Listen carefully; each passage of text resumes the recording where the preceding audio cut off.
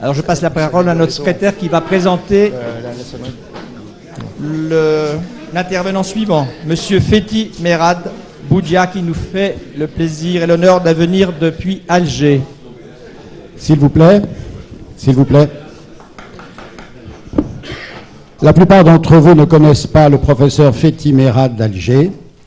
Il vient communiquer sur un score prédictif de morbimortalité, ce qui est très important à Alger comme à Paris. Il est chef de service du chirurgie viscérale depuis l'année dernière du centre hospitalier universitaire de Bab el-Oued. Il faisait dans sa formation initiale partie de l'équipe du professeur Zitouni que beaucoup d'entre vous connaissent ou ont connu. Cette équipe venait en France se former dans 2 équipes parisiennes, celle de Jean-Noël Maillard et celle de Jean Loy. Et Fethi Merad a atterri dans l'équipe de Jean-Noël Maillard. C'est comme ça qu'il s'est retrouvé élève et disciple de Jean Mariet et de Yves Flamand. Il y est resté, en passant également chez Eb Fingerhut et chez Alain Valverde, de 1993 à 2000. Et il a beaucoup travaillé avec eux dans la recherche clinique, des associations de recherche en chirurgie dont vous avez tous entendu parler, l'ARC, l'ARCIF et l'ORC. De retour à Alger en 2000, il a pris beaucoup d'importance. Il est devenu professeur en 2005 et chef de service l'année dernière. Je lui passe la parole. Comment on fait pour avancer les diapos, s'il vous plaît ? Vous avez juste à taper là, ou alors vous allez en avant ou en arrière. Merci. Merci, Monsieur le Président, mes chers confrères. Effectivement, je travaille au CHU de Bab el-Oued, un quartier le plus populaire d'Alger, très médiatisé pour des événements, je vous le concède, rarement scientifiques.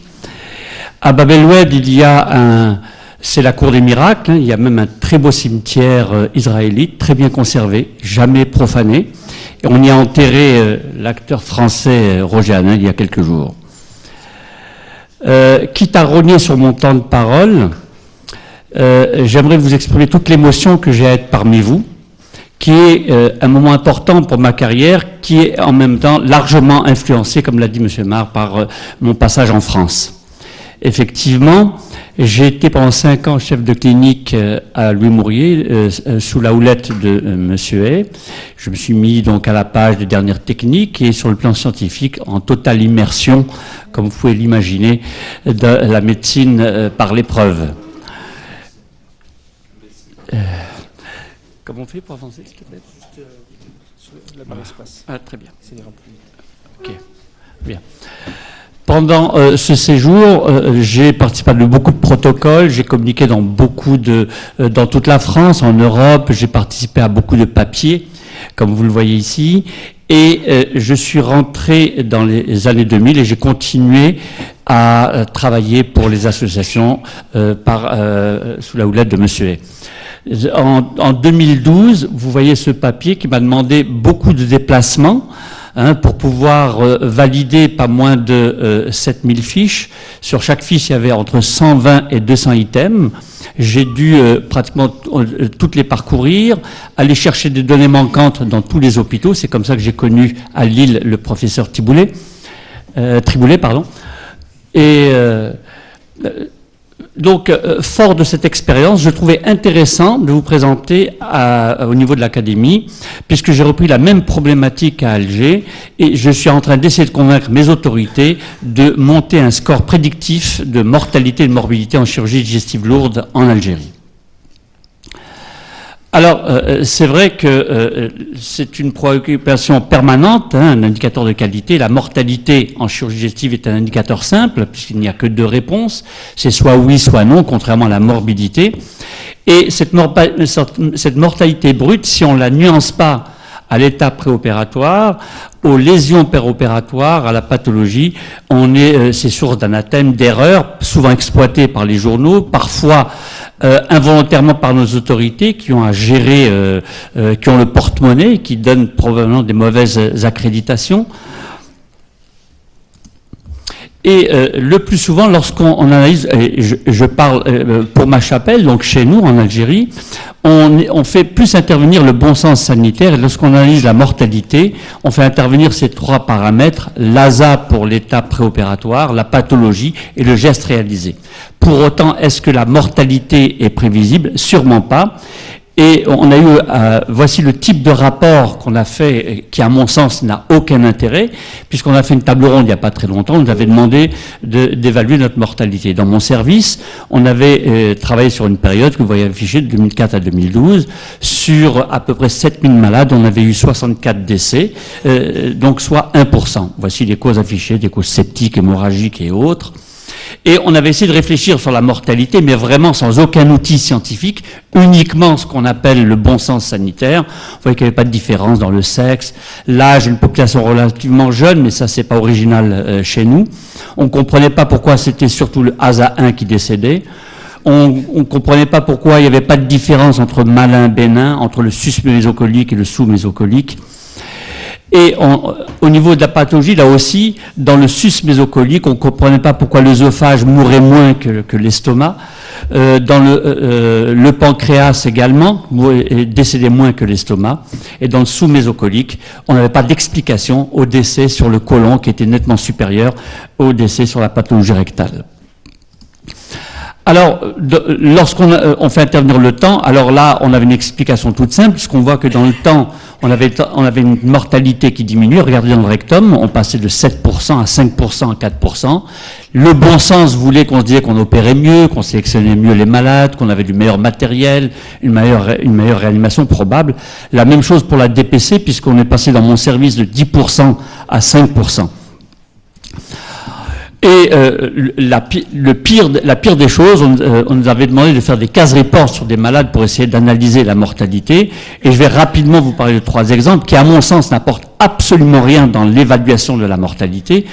Voici cette dame de 65 ans qui est ASA3 avec porteuse d'une comorbidité importante, une HTA sous l'oxène, une insuffisance respiratoire. On lui fait une DPC et elle complique et elle est passée par toutes les complications possibles et imaginables.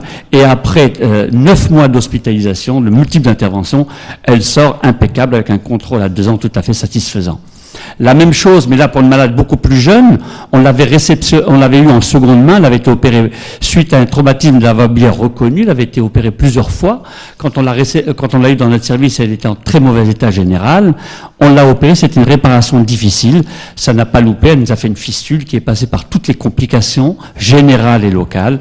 Et après 6 mois d'hospitalisation, l'évolution a été favorable. Par contre, là on ne comprend plus rien, puisque cette malade de 60 ans, qui n'a pratiquement pas de comorbidité, une pathologie relativement simple, un cancer du bas rectum et un côlon droit pour lequel on fait une prothectomie, associée à une hémicolectomie droite. L'anastomose iléocolique lâche, on la reprend précocement et elle meurt dans un tableau d'insuffisance respiratoire et rénale sans réellement qu'on ait d'outils capables d'expliquer toute cette mortalité. Donc, fort de tout ça, il était important de sensibiliser nos autorités pour aller passer à un autre palier, pour essayer justement, à l'instar de tout ce qui se passe notamment en France, puisque j'avais cette expérience, d'obliger nos autorités à comprendre que derrière tout ça, il y avait véritablement, probablement, beaucoup plus que le bon sens scientifique et le bon sens sanitaire. Qu'est-ce qu'on a à notre disposition? On a des classifications qualitatives, mais qui à aucun moment ne peuvent prédire la mortalité. On connaît tous le score pour certaines pathologies, le score de Ranson pour la pancréatite, les hépatopathies, le score de Child, ASA qui est un score global, mais qui ne permet pas qualitatif, mais qui ne permet pas de prédire la mortalité. En score quantitatif, on a la possibilité, il y a des scores intéressants, mais qui sont liés à un organe, c'est le score cardiaque, par exemple, le score pulmonaire. En score général, le score intéressant, c'est le score Apache, mais qui est un score de réanimation, mais qui n'est pas spécifique à la mortalité post-opératoire. En score général, il y a des scores intéressants comme le score de Veterans, mais qui est spécifique à une population bien précise. Et il existe bien entendu d'autres scores qui ont été validés dans d'autres pays. Et le score Possum qui a tenté d'être validé en France. Alors, Pour illustrer tout ça, j'ai pris 2 exemples. La mortalité post-opératoire dans mon service vis-à-vis de la RCH, pour voir comment est-ce que dans le temps on s'améliore et est-ce que dans l'analyse de la mortalité, sans outils scientifiques, on est à même d'apporter des conclusions intéressantes vis-à-vis de la mortalité. Alors, c'est une étude rétrospective, on a comparé 2 périodes, la période qui va de 2001 à 2006, pour laquelle nous avons opéré 39 malades, une deuxième période de 2007 à 2012, pour laquelle nous avons opéré 23 malades. On a scindé ce groupe en 3, suivant la classification de True-Love, minime, moyen et sévère.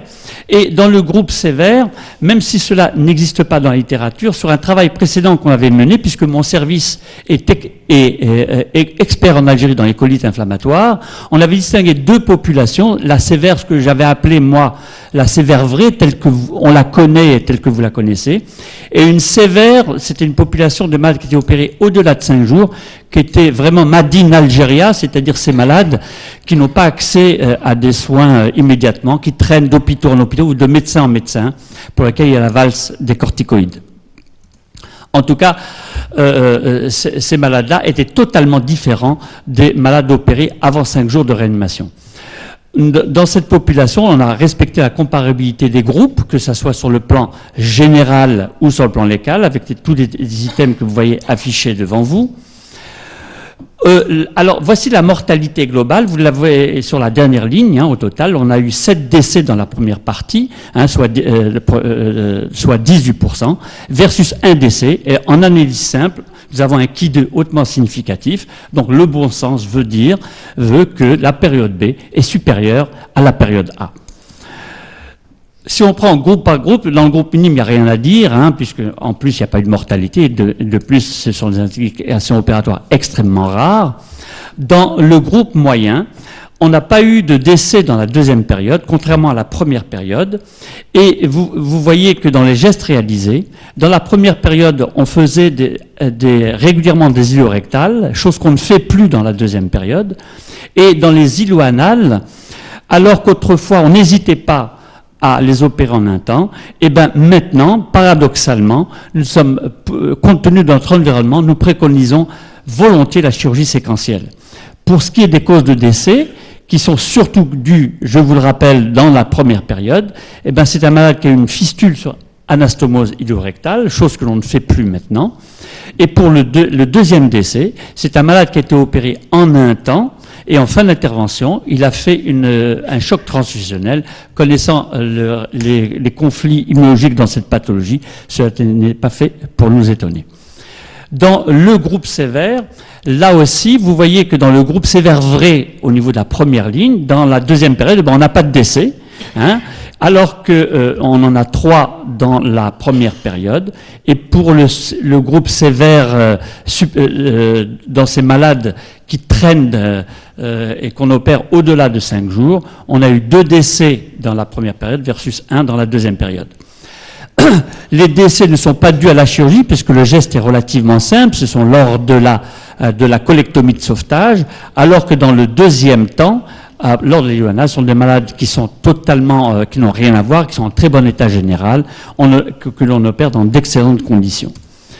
Donc, c'est pas pour nous surprendre que vous voyez les causes de décès dans ces malades-là, c'est essentiellement des causes générales, des hémorragies suite à des CIVD ou des chocs à levure ou des malades qui présentent des éviscérations. Donc, qu'est-ce que l'on peut dire? Oui, effectivement, la seconde période, la période B est supérieure à la période A, mais est-ce qu'on est plus performant? Là, nous n'avons pas les outils pour le prouver. Une chose est sûre, c'est que la deuxième période, la période A, la période B a profité. On a profité de l'expérience de la période A, puisque on ne fait plus d'iléorectal, on n'opère plus les malades en 2 temps, et les malades, les sévères vrais, donc les malades qui viennent dans un tableau de colite aiguë, on en a de moins en moins, et sur certains critères prédictifs, nous, les malades, on ne les reçoit pas, on ne les opère pas, car on est quasiment sûr qu'ils vont décéder. Pour les malades au-delà de 5 jours, nous sélectionnons nettement mieux nos malades, c'est pour ça que notre mortalité a diminué. Donc, en fait, dans notre service, on bénéficie de l'effet centre dans toutes les études, la mortalité apparaît en facteur indépendant, l'âge avancé des patients et la comorbidité. Cet effet est effacé par l'effet centre. C'est pour ça que dans notre étude, ça apparaît nettement une population beaucoup plus jeune chez les malades que l'on opère, et avec quasiment pas de tard. Donc B est supérieur à A, mais là aussi, vous voyez, on n'a pas, il nous manque cet outil scientifique capable de vraiment prédire cette mortalité. Donc, voici à présent un exemple tiré de la littérature qui va comparer différents centres. C'était une étude anglaise. Pour des raisons financières, ils devaient fermer des centres, il y avait trop de centres experts dans la chirurgie du pancréas, et ils devaient accréditer certains centres et en fermer d'autres. Voici la mortalité affichée dans les 4 centres. Et à première vue, c'est le centre 2 qui est le meilleur et le centre 1 qu'il faut fermer. En réalité, lorsque on s'aperçoit que ce sont des malades qui n'ont pas le même critère de gravité, et lorsqu'on l'applique au PEPOSUM, qui est un score validé en Angleterre, les résultats sont un peu paradoxaux, puisque c'est le centre 1 qui avait le plus mauvais résultat sur une première lecture, mais sur un score validé, c'est lui qui a le meilleur résultat, c'est lui qui est expert, et c'est le centre 4 qu'il faut fermer. Donc, le score de mortalité, il faut à tout prix l'associer aux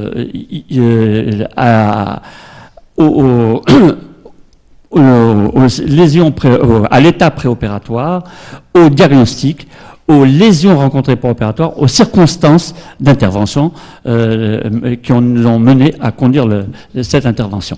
Donc en Algérie, nous avons fait la même démarche. Nous allons partir d'un score préexistant, essayer de le construire. Nous arrivons probablement, comme en France, à 3, il y aura 3 probabilités. Soit il sera validé parce qu'on aura les mêmes résultats, et alors on pourra utiliser ce score.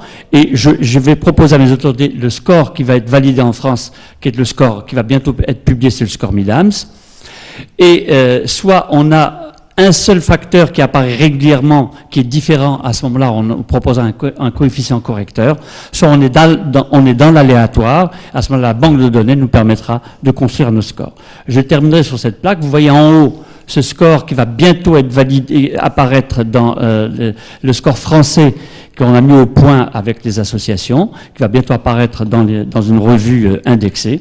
Vous avez en bas l'accréditation qui a été donnée par mes autorités pour mener à bien cette étude. Donc, la chirurgie algérienne a besoin de cette étude, de cet outil, à plus d'un titre. Vous savez que dans les années 90, il y a une décennie absolument lugubre, avec entre autres pas moins de 6000 médecins qui sont partis, un visage médical qui s'est totalement transformé. Et actuellement, compte tenu de la récession financière, il est important de faire des choix. Cet outil, je pense qu'il va beaucoup nous aider pour faire des choix judicieux. Je vous remercie. Merci, Monsieur Mérad. C'est Philippe Marc qui est chargé des commentaires. Eh bien, je félicite Fethi Merad de la qualité de son exposé, qui est très intéressant, à double titre. Le premier, c'est que, comme en France, vous êtes très sensible à l'amélioration des résultats, au développement de la qualité, et donc vous êtes amené à mettre en place des procédures d'accréditation et des critères de jugement.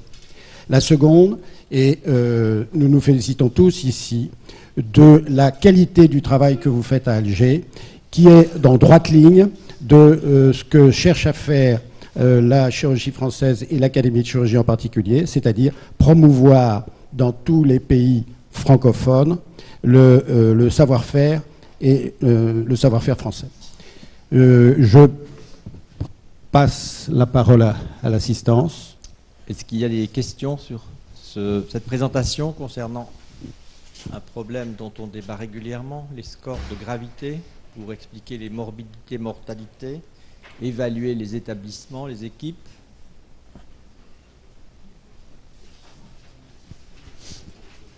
Bon, très bien. Merci, Monsieur Mérad.